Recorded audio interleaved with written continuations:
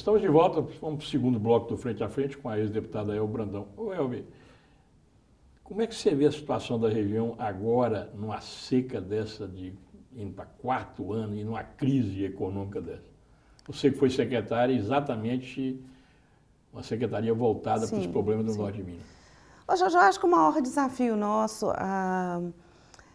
ainda é esse contexto de convivência com a seca, por se tratar de uma região que a maior base econômica ainda permanece. Você como secretária, criou uma agência de convivência com a seca. Sim, nós chegamos não está funcionando, né? Nós chegamos, né, a criar uma discussão que a gente chamava de diálogos sociais, né? A avançar nesse discurso que você não tem que combater seca porque você não combate fenômeno natural. Você precisa conviver e, a partir daí, tirar as vantagens competitivas e comparativas que estão claras, né? A qualidade da fruta, da carne, enfim, de toda essa parte da produção. Agora, isso ainda vai ser uma política que ela precisa ser não um projeto de governo, mas um programa de governo que pressupõe uma ação continuada, que é aprender a guardar água. Nós temos que guardar água, né? Ela não pode correr impunemente para o mar. Então, essa política de represar água, do subsolo, da sustentabilidade, que é o uso racional da água, ainda vivendo numa região de seca, nós não temos ainda um processo educacional na cultura de uso racional da água. Eu ando por Montes Claros, por exemplo, e ainda vejo muita gente lavando passeio com a água. Isso é um desperdício absoluto. O Reinaldo até falou que eu digo, né? Mas o importante é o seguinte, numa região que precisa guardar água, há 20 anos não se faz uma barragem no norte de Minas. Não se fazem grandes barragens, né? Não, porque médias barragens. A política de pequenos barramentos, isso continua acontecendo.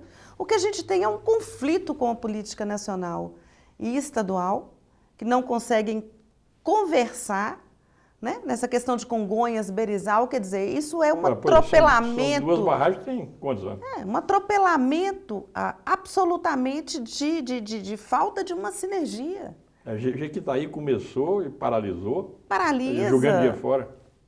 Né? Então, são coisas que é preciso haver uma convergência nessa questão ambiental, nessa questão do EIA-RIMA, de toda essa discussão, porque uma coisa é o empreendimento de guardar água, outra coisa é o contexto das famílias que estão ali, do território que será ocupado, do qual é o planejamento pós isso, e ainda continua, né? Isso vem se arrastando aí por 2 décadas, infelizmente, né?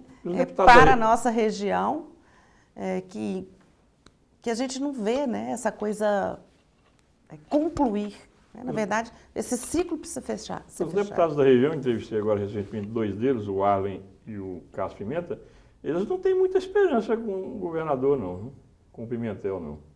Eles estão com mandato, estão vivendo isso mais de perto, né? Eu não posso fazer um juízo de valor nesse momento, porque eu não tenho tido esse contato, essa presença, essa relação que me dê capacidade de me posicionar aqui com você num processo do governo do Pimentel, se vai, se não vai.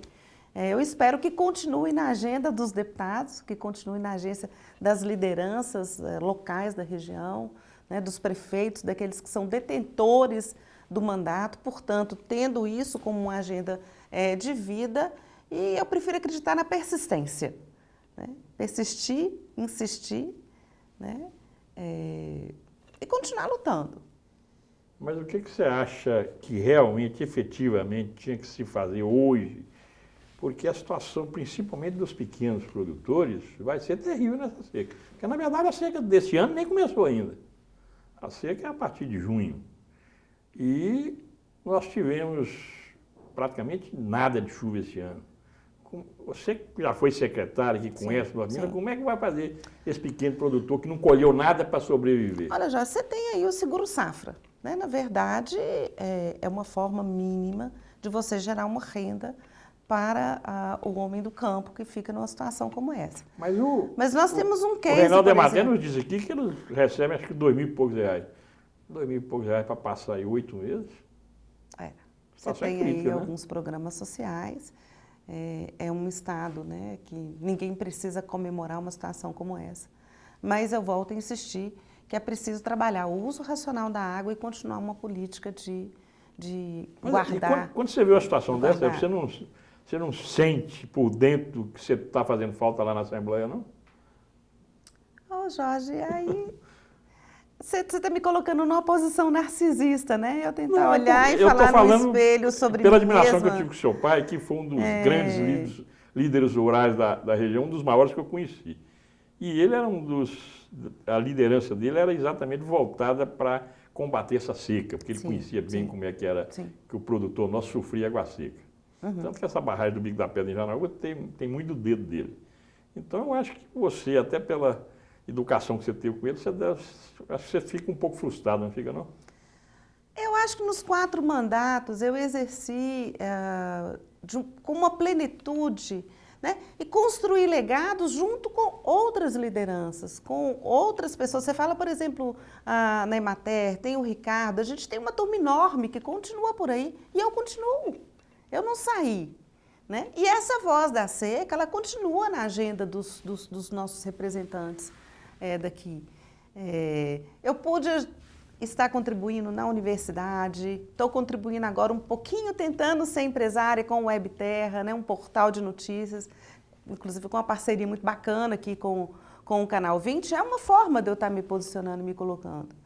Eu acho que eu não faço falta lá não, no parlamento não. Não concordo não. Nós vamos agora para o nosso último intervalo comercial e voltamos logo com a ex-deputada El Brandão. Aguarde um instante.